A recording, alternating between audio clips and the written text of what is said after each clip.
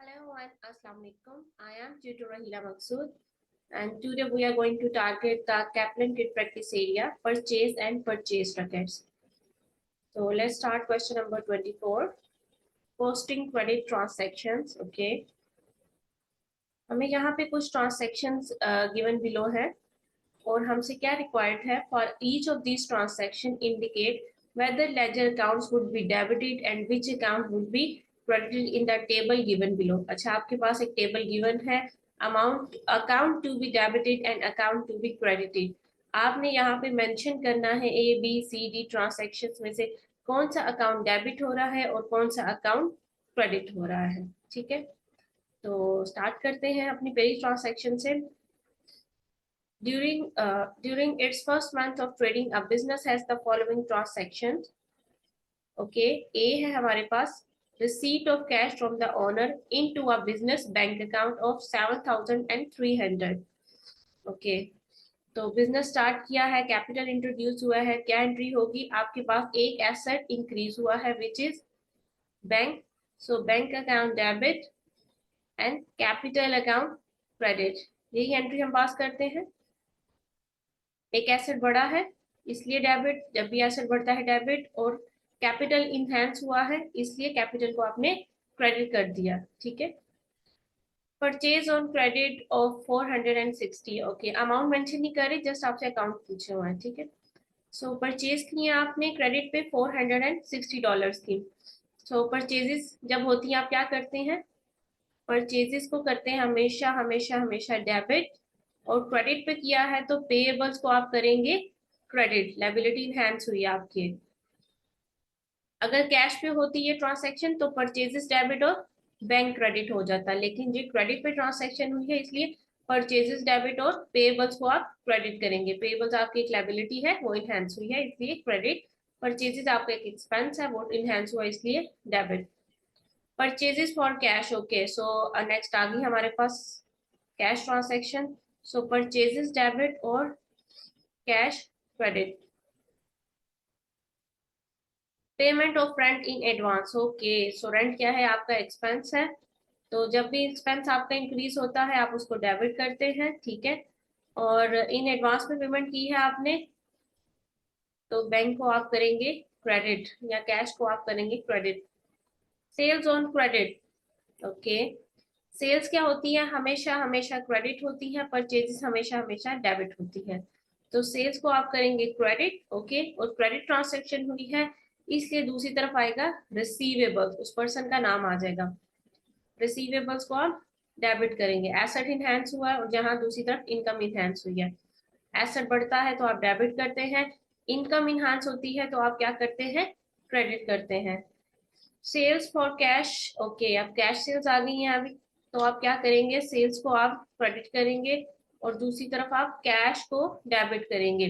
Cash sales होंगी तो आप क्या करेंगे? कैश ट्रांसैक्शन में कैश को डेबिट करेंगे क्योंकि ये एक आपका एसेट है, इंक्रीज हुआ है, और दूसरी तरफ आपकी इनकम है वो इनहैंस हुई है. लेकिन अगर आपकी क्रेडिट होगी तो आप रिसीवेबल्स जो पर्सन का नाम है वो मेंशन कर देंगे. देन है payment of wages. Okay, so wages क्या है? आपका एक्सपेंस है. वेजेस डेबिट और bank account credit. Receipt of a loan from a friend of the owners of 2000. आपने एक लोन रिसीव किया है, सो बैंक को डेबिट करेंगे और लोन को आप करेंगे क्रेडिट.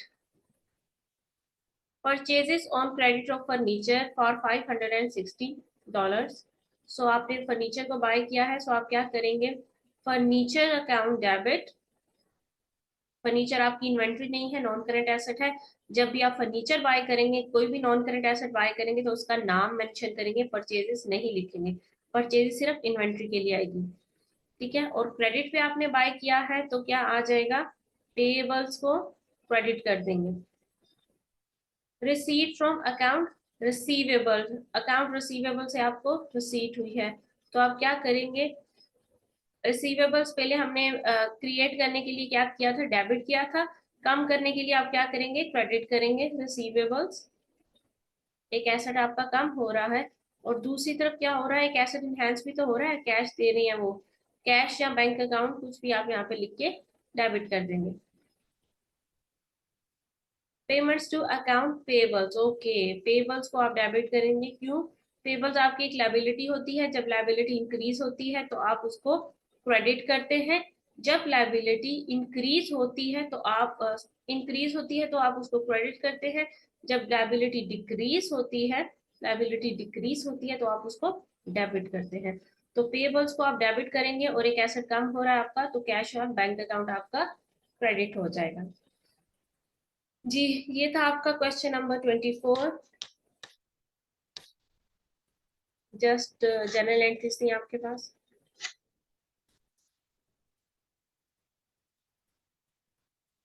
नेक्स्ट है question number 25, settlement discount. Okay, a business receive an invoice for inventory total 600 with a 3% settlement discount for early payment। Okay, 600 की आपको एक इनवॉइस रिसीव हुई है, ठीक है, और वो जो है आपने उसके अगेंस्ट आपको 3% का सेटलमेंट डिस्काउंट है अगर आप अर्ली पेमेंट कर देते हैं, तो आपने परचेजेस की थी यहाँ पर और उससे रिलेटेड आपको सेटलमेंट डिस्काउंट हुआ है। रिसीव हुई है इनवॉइस, इसका मतलब आप बायर है। The same business sends an invoice, अब आपने सेंड किया है तो आप सेलर है। To one of its customer for 900, तो ये आपकी सेल्स को रिप्रेजेंट कर रही है, सेल्स है आपकी 900 की विद 3% सेटलमेंट डिस्काउंट। अगेन 3% का ही सेटलमेंट डिस्काउंट है अर्ली पेमेंट पे। परचेजेस, सेल्स, और ये परचेजेस का डिस्काउंट है और ये सेल्स से रिलेटेड डिस्काउंट है आपका। बोथ डिस्काउंट्स वर टेकन, दोनों ही डिस्काउंट एक्सेप्ट कर लिए गए थे, अर्ली पेमेंट कर दी गई थी। टी अकाउंट्स आपने प्रिपेयर करने हैं, सारी की सारी ट्रांसैक्शंस जो भी हुई है सेटलमेंट डिस्काउंट से डील करने के लिए जो भी है। आपको अकाउंट रिसीवेबल्स बनाना है, revenue account, discount allowed, account payable, discount receive, purchases, okay, cash at bank, ये है सारे टी अकाउंट जिन पे आपने एंट्रीज को पास करना है। हम ना जल्दी से इनकी पहले एंट्रीज देख लेते हैं, क्या एंट्रीज होंगी।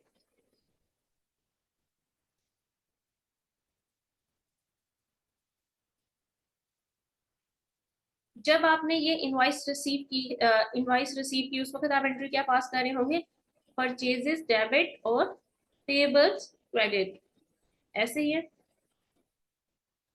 पहली एंट्री आपकी ये होगी विद द अमाउंट ऑफ 600। जब आपकी सेल्स या परचेज होती है उस वक्त आप डिस्काउंट को मेंशन नहीं करते, जब आपकी कैश पेमेंट होती है या कैश रिसीट होती है उस वक्त आप डिस्काउंट को मेंशन करते हैं। ये तो होगी आपकी फर्स्ट ट्रांसैक्शन, ठीक है। उसके बाद जी जब इन्होंने इन परचेजेस की अगेंस्ट जो है पेमेंट्स जो है हुई हैं, तो फिर क्या हुआ होगा, तो आपने पेबल्स को डेबिट किया, आपने इनको पेमेंट की, पेबल्स को डेबिट किया 600 से, ठीक है, और इसके अगेंस्ट आपने पेमेंट की है कैश में, ठीक है, और आपने एक डिस्काउंट रिसीव किया साथ में। जब आपने ये पेमेंट की है, जब आप पेमेंट करते हैं तो डिस्काउंट रिसीव करते हैं, जब आप पेमेंट रिसीव करेंगे तो डिस्काउंट अलाउ करेंगे। अभी पेबल्स ने आपको डिस्काउंट अलाउ किया है लेकिन हमें डिस्काउंट रिसीव हुआ है, क्योंकि हम ये वाले पैसे नहीं दे रहे उनको, तो हमें ये डिस्काउंट रिसीव हुआ है, ठीक है। तो 3% का है डिस्काउंट रिसीव, क्या आ जाएगा हमारे पास, 18, और कैश में रिमेनिंग बैलेंस 582। सो ये आपने डिस्काउंट रिसीव किया है, $18 जो है ये आप पे नहीं कर रहे, तो ये आपका डिस्काउंट रिसीव है। डिस्काउंट रिसीव आपकी इनकम है, जब भी इनकम इनहेंस होती है या क्रिएट होती है उस वक्त आप उसको क्रेडिट करते हैं, ठीक है। तो ये होगी आपकी सेकेंड एंट्री। थर्ड एंट्री क्या होगी, थर्ड एंट्री आप करेंगे सेल्स से रिलेटेड, तो सेल्स पे आप क्या करेंगे, सेल्स क्रेडिट होंगी और रिसीवेबल्स को आप करेंगे debit with the amount of 900, ठीक है। और जब इनके अगेंस्ट आपको पेमेंट रिसीव हुई है तो क्या एंट्री होगी, कैश को डेबिट किया आपने, अब आएगा डिस्काउंट अलाउड, क्योंकि ये वाले पैसे हमने माफ कर दिए हैं, ये वाले पैसे हम नहीं ले रहे हैं, तो यहाँ आ जाएगा डिस्काउंट अलाउड डेबिट, ठीक है। और साथ में आएगा रिसीवेबल्स क्रेडिट, रिसीवेबल्स आपके कम हो रहे हैं इसलिए क्रेडिट, रिसीवेबल्स कितने से क्रेडिट होंगे आपके 900 से, ओके। और फिर हम इसका डिस्काउंट कैलकुलेट करते हैं।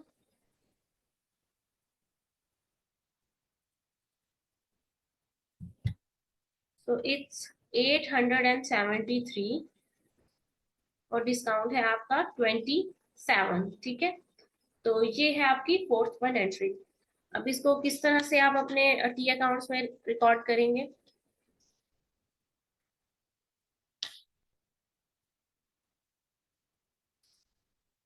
अकाउंट रिसीवेबल्स एक बार डेबिट हो रहा है 900 से, दूसरी बार जो है वो 900 से ही डेबिट हो रहा है, पर दो अकाउंट्स की रीजन आएगी, ठीक है।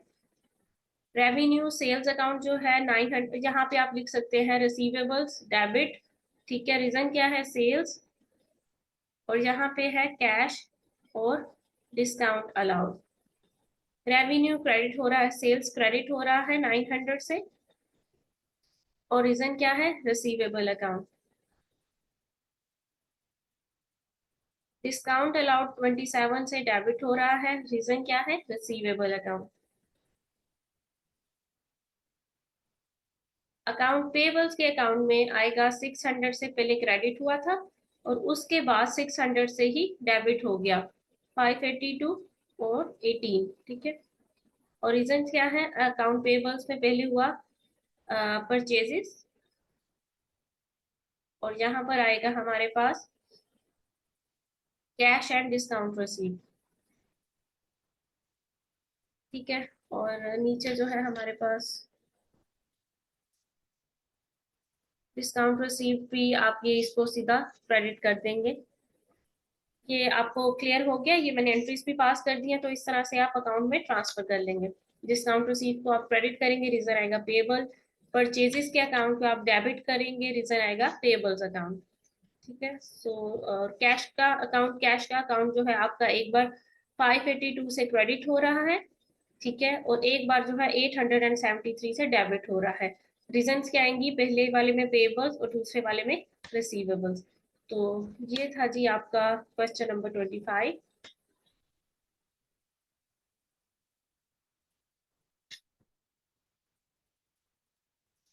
Gears and company posting from the purchase day book. Okay, आपको एक परचेज डे बुक गिवन है, given below it's the purchase day book and cash payments from the cash book from for Gears and Company।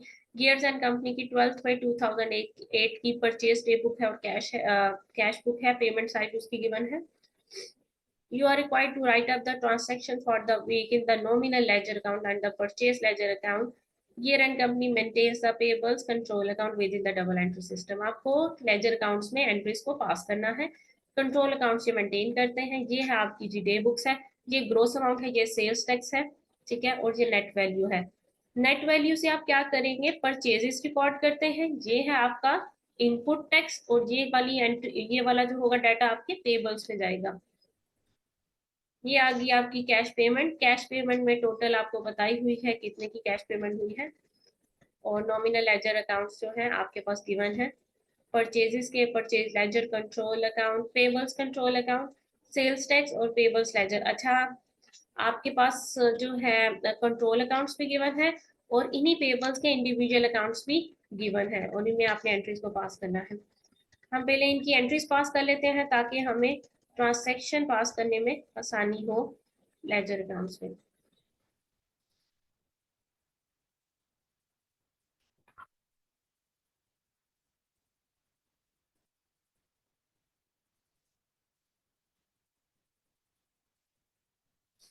सबसे पहले entry क्या होगी, purchases हुई है, purchases account debit होता है।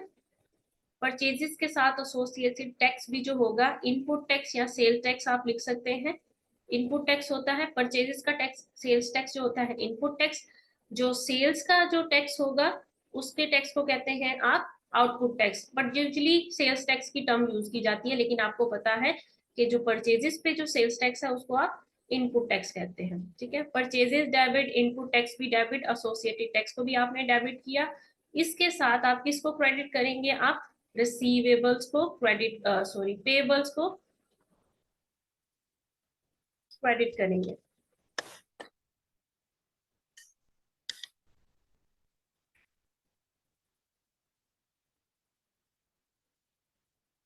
अमाउंट्स देख लेते हैं। परचेजेस की नेट वैल्यू क्या आ रही है, नेट वैल्यू से 388 से परचेजेस डेबिट।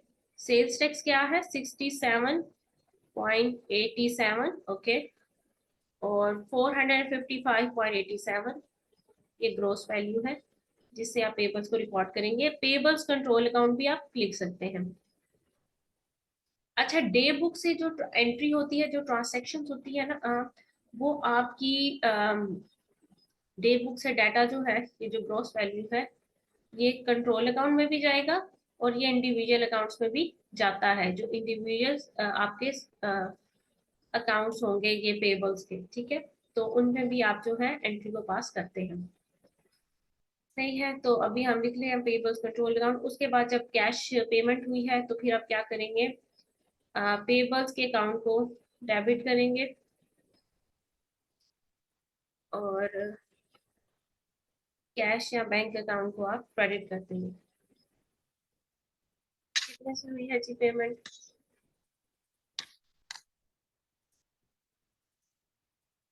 477.20। हमें हो सकता है ये पार्शियल पेमेंट हो, डिस्काउंट का जिक्र नहीं किया गया, तो हम एज्यूम कर रहे हैं कि अभी पेमेंट बस इतनी हुई है, 477.20, 477.20, ओके।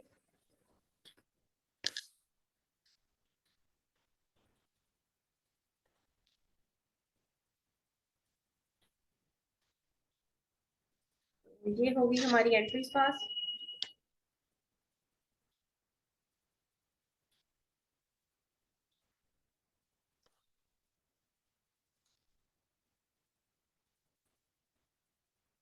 ये हैं आपके लेजर्स, ये देखें। परचेजेज, ये बैलेंसेस दिए हैं उन्होंने, स्टार्टिंग के ओपनिंग बैलेंसेस, अब इसमें हम रिकॉर्डिंग करेंगे। परचेजेस जो है डेबिट हो रही है 388 से। रीजन है आपकी पेबल्स कंट्रोल अकाउंट, मैं जस्ट पेबल्स मेंशन कर रही हूँ, ठीक है। साइमल्टेनियसली इंडिविजुअल अकाउंट्स में भी एंट्री जारी होगी। पेबल्स लेजर कंट्रोल अकाउंट में कितने से क्रेडिट हो रहा है, 455, पर इसको हम करेंगे स्प्लिट क्योंकि इनपुट टैक्स भी है।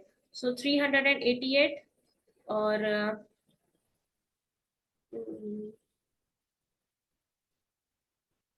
67.87, ये आ गया आपका। पेबल्स को आपने क्रेडिट किया है, रीजन क्या है, परचेजेस और इनपुट टैक्स। फिर आगे आपका सेल्स टैक्स, सेल्स टैक्स में जो है टैक्स डेबिट हो रहा है 67.87 से, और रीजन क्या है आपकी, पेबल्स कंट्रोल अकाउंट, ठीक है। ये आपकी होगी एंट्रीज परचेजेस में, परचेज लेजर कंट्रोल अकाउंट में, सेल्स टैक्स में। इसके बाद है पेबल्स लेजर, ये इंडिविजुअल अकाउंट्स हैं। आप करेंगे क्या, इसमें करेंगे ये कि आप जाएंगे अपनी डे बुक्स में और वहां से एक एक एंट्री को है यहाँ पे पास करते जाएंगे, ठीक है। एडी है, मिस्टर रूटलैंड लिमिटेड है, हॉपकिंस लिमिटेड है, ये एक एक जो सप्लायर जो आपका सप्लायर है, इसके अकाउंट को आप क्या करते जाएंगे, क्योंकि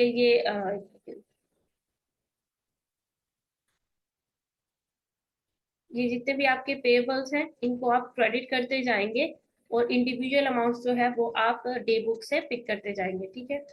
तो ये भी आप कर सकते हैं, ये इट्स प्रीटी इजी थिंग, कुछ मुश्किल नहीं है। अगर आप कंट्रोल अकाउंट में एंट्री पास कर सकते हैं तो इसमें भी कर लेंगे।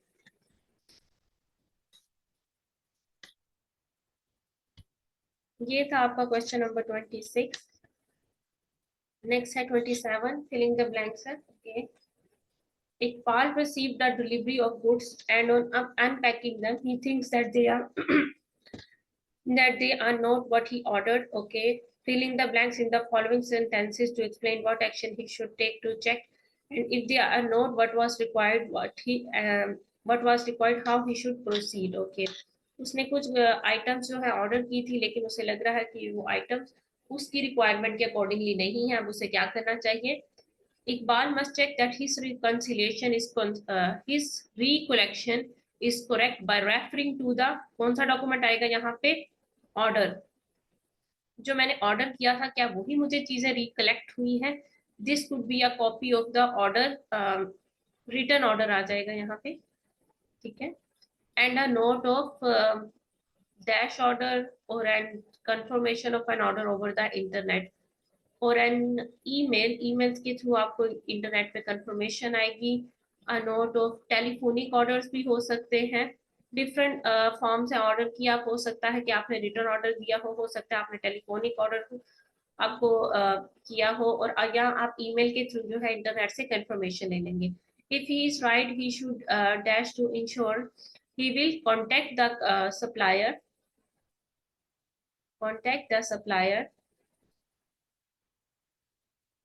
to ensure that the correct goods are delivered and unwanted ones taken back. If there is delay in delivering the correct goods, he should ask the supplier to provide a credit note so that he will not charge for the unwanted goods. Okay. जो हम क्या है, हम buyer हैं, buyer के लिए credit note ही debit note होता है, लेकिन जो सप्लायर होता है, एक्चुअली में स्टार्टिंग डॉक्यूमेंट, फर्स्ट डॉक्यूमेंट क्या होता है, ओरिजिनल क्रेडिट नोट। अगर बायर को अमाउंट रिड्यूस करानी है इनवॉइस की, तो वो क्या करता होता है, सप्लायर से कहता है क्रेडिट नोट इशू करें। जो क्रेडिट नोट सप्लायर इशू करता है, इसके लिए सेल्स रिटर्न होंगी, और बायर के लिए वही क्रेडिट नोट डेबिट नोट हो जाएगा। बट ओरिजिनल डॉक्यूमेंट क्या होता है, क्रेडिट नोट। ठीक है, तो ये है इजी पीजी सा क्वेश्चन था आपका। That's all. इनको जरा देख लीजिएगा, जर्नल एंट्रीज को किस तरह से पास किया है, ताकि एक दफा आपको कंफर्म हो जाए कि डे बुक्स एंट्रीज को कैसे पास करना है, डिस्काउंट अलाउड और डिस्काउंट रिसीव की एंट्रीज क्या है। आप एंट्रीज आपको आ जाएंगी तो आप जो है लेजर अकाउंट में आसानी से पोस्टिंग कर सकते हैं। So that's all for today. एक दफा रिवाइज कर लीजिएगा आप, ताकि आपको चीजें कंफर्म हो जाए। Okay, have a nice time, take care, अल्लाह हाफिज।